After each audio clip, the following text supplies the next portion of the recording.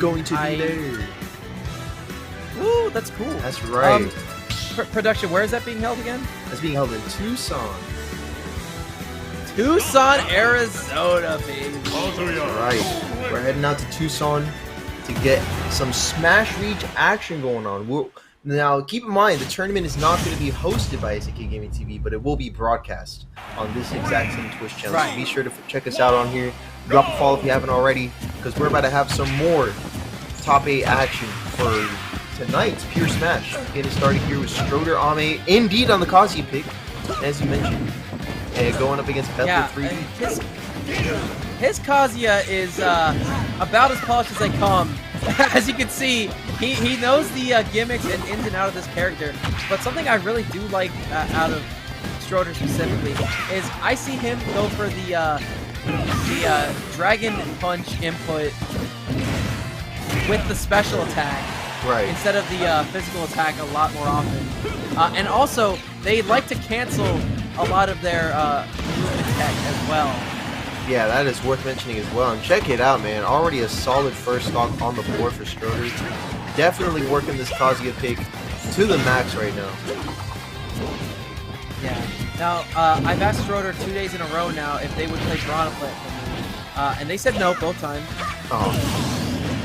But the Kazuya pick, I'm not disappointed in the slice because their Kazuya is super cool. Yeah, really sick Kazuya. Check it out. Already setting up on the platform, but only to be met with a down air in retaliation there from Bethel. Seems like a pretty consistent option. So like for Bethel, for like stuffing out aerial strings, we saw that already once on the frenzy strings. He was going for with up air. Right. And here's another thing about Toon Link specifically in this matchup. Kazuya is a heavy lad on the weight tier list, being placed just between Piranha Plant and Incineroar. Right. So that's not a light boy for any stretch of the imagination. And he's also kind of beefy. And these projectiles and these swords can definitely be calling out Stroder a lot more easily because of both of those factors. As a result, yes. The thing is, the kill power and the combo power from Kazuya, if Bethel overextends even a little bit, yeah, there you go. Is completely terrifying. Good example right there on display from Stroder taking the second stock. As, yeah, like you mentioned, overextension, lift options will not go unchecked, especially against a character with damage output like that. As you just saw, 40% on the board, 51% on the board for Bethel3D's potentially final stock of the game. Well, definitely final stock of the game, as Stroder Ame is still sitting with a 1-stock lead at 146 and putting it to work. Right, yeah, definitely taking this lead a long way. Going for 2 laser beams, 3 laser beams. Can I see 4? No. And that early up B will be catching Stroder out in the open, putting some percent on the board, but not killing just yet. Not just yet. Oh, goes for the down B as a recovery option and catches Bethel3D with it. Now they're at 126%, but a good down air is going to be closing out that stock and bringing it to a last stock situation for the both of them. But still, Bethel3D's got to play it well. Bethel3D's going to have to counter the stage. Yup, because up air is going to be closing out the first game. Wins. You got all kinds of KO options. I am a little bit concerned about that because I've never seen that move kill before. Look, it's a fast aerial. It's really good on landing, but I didn't expect it to kill at like 140, 150%. I mean, that's crazy. It hits, yeah. And the like is intended. Basically a sortie. 3, 2, 1, go! Here we go. We got the PS2 pick once again. Same matchup, but maybe a different approach here coming out from Bethel3D, as they already established the mood for a little bit there, but Stroder Ame is already setting that tempo in his favor with some excellent neutral. So check that out. Good call out from Bethel there on that roll. Considering how few FGC characters we've seen out of Stroder, it's insane to me that this Kazuya already looks like it's on par with the likes of Axiom XL, who recently took a set off of Mars, and also from Riddles, who is unfortunately having to spend a little bit of extra time in the United States, not able to return to their homeland of the Great White North, Canada. So it's unfortunate to see, to the very least, but Stroder playing this character like they know FGC in and out. Right.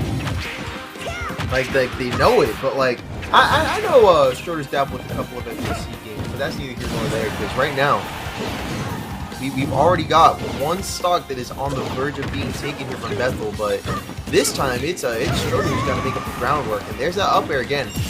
It is strong, don't you forget it. Wow. He can do that from the ground despite how long his crouch squat is. Yeah, jump squat it'll is. reach. Now, yeah, and that's insane that Sakurai decided to design Kazuya this way, because the only character in the video game who does not have a frame 3 jump squat is Kazuya. Right. Which I'm not sure how close it is to Tekken or not, but yeah, that's I don't know either. It is a unique aspect of the character to say the least. right. It is definitely worth mentioning. I think I saw a back down tilt come out there that would have tripped and possibly opened Bethel3D up for a little bit of a good punish.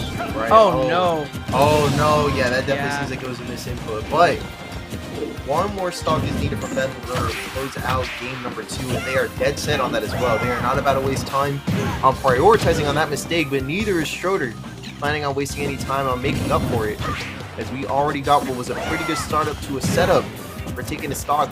We're going to be making another attempt at it here right now. Let's see, we're filling out the neutral again, as Bethel is definitely starting to catch on. He says, Stroder wants to close out my stock with something snappy, something solid. So he's calling out every single opening that he can with the excellent space forward tilt, and Stroder struggling to make that confirm happen. He's been whipping on the EWG fists. Let's see. My acronym for the Electric Wind God Fist, because I don't feel like saying that ever. I think I've heard that before, yeah. I've heard it abbreviated, I feel like, but hey, solid upbeat. Closing out the second stock, and we got our tight stock down now. But you were saying? Yeah. Look, I'm gonna retract that because I just realized that EWG Fist is the exact same amount of syllables as Electric Wind God Fist.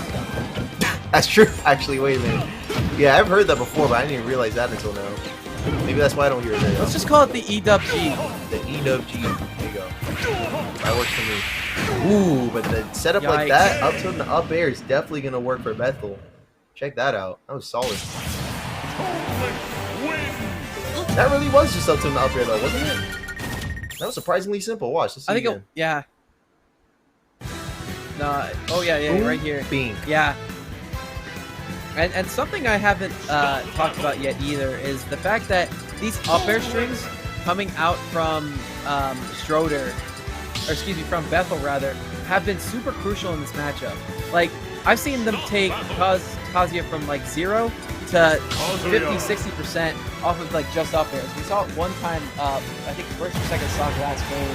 But Right. these up airs in general, the fact that they linger for so long, and that Kazuya isn't really an incredibly fast faller, Right. and also their weight on top of that makes it such a good option to keep bringing on top of it. No, it does. I agree. I agree completely. So look, we're seeing it again. Yeah, and it's definitely looking like this Town and City pick is actually doing quite a bit for Bethel, but I can only imagine the pick was made more so with Shortest Kazuya in mind as it was his counter pick. So let's go ahead and see what kind of work he's able to do on the stage. Already, Bethel's finding himself off stage, barely able to make it back on the stage as Stroder's applying that off-stage pressure. But now here we are back on the stage. These platforms are starting to move, so the stage is going to flatten a bit more. Let's go ahead and see how that plays out, because the percent so far is pretty tight. But there you go, the Rage Art is coming out, and we're going to get our first stock in favor of Stroder Ame. But at 125%, what are you thinking, Laird? It might not be too much for Bethel to bring this one back, I feel like. No, I mean, absolutely. On this stage specifically, it's going to take a bomb to like a forward air, maybe even just up tilt at ledge. I mean, Bethel has these options in space to possibly steal out the stock. The problem is that you got a very angry Stroder in your face, playing a character that can deal 40% off of like 2 attacks. Right, and that is definitely something that you got to be super wary of walking into this game, because it could very much end not well. If that makes sense. You could get the bad ending very quick. and there it was, the E-dub-G into up smash. And now we see Stroder winning the game. Wow. Wow. Okay. Well, that was Kazuya Mishima interesting. That was, yeah, that was the bad ending that I aforementioned. That was definitely the bad ending. Exactly what happened there. Let's see it again, frame by frame. Do we have a frame by frame, or is it just replays? We'll work on that shit. I think that Bethel we can make it expected really slow. that they were going to land on the end of the stage. Yeah, that's what I'm thinking But too. just they flew a little too close to the sun there. And now we're going to a game 4, match point for Stroder. That's right. Match point for Stroder. On the same stage, Bethel says, let's go ahead and run that one back. That down here about to hit different. Oops. See, now we did it on stage, so we're making progress here. We got an on-stage downer, so we're already making the right steps.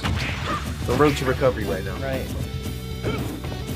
I like how much right now Bethel's been relying on these aerials from Toon. They are all pretty beefy and strong in their own right. They're a little awkward if you don't know how to use them, but Bethel very clearly showing that they know their character well. And there it is, the bomb into neutral air for the spike from Stroder. Great recognition there. I approve of this. It goes solid up tilt into 4. It seems like up tilt has been doing quite a bit for Bethel, which I don't see happen every single game. Definitely utilizing every part of the toolkit right now up against Stroder's cause.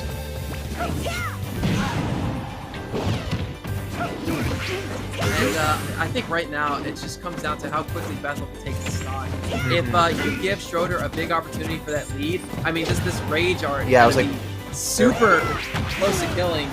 Yeah, that rage art is definitely going to be helping out Stroder in terms of pushing that advantage state. But at the same time, Bethel being aware of that, he's using all the stops with those projectiles to prevent that option from coming out. He did a pretty good job at doing so. 65 is pretty manageable. 65 is pretty manageable, but it only will be if he can take that stock right now, which that back throw is going to be just shy of being able to do so. Good block on the up air to keep himself in just a little bit longer, bringing it up to 85% deficit for Bethel3D, and Stroder Army has a lot of leeway here, even landing a forward tilt to close out the second stock and put himself up an entire stock is now what we're working with here. Oh, Stroder's end. Oh, I appreciate Bethel's willingness to swing out that first combo, but the second one gonna land its mark. Stroder sized up his opponent for too long. If you give Stroder that time to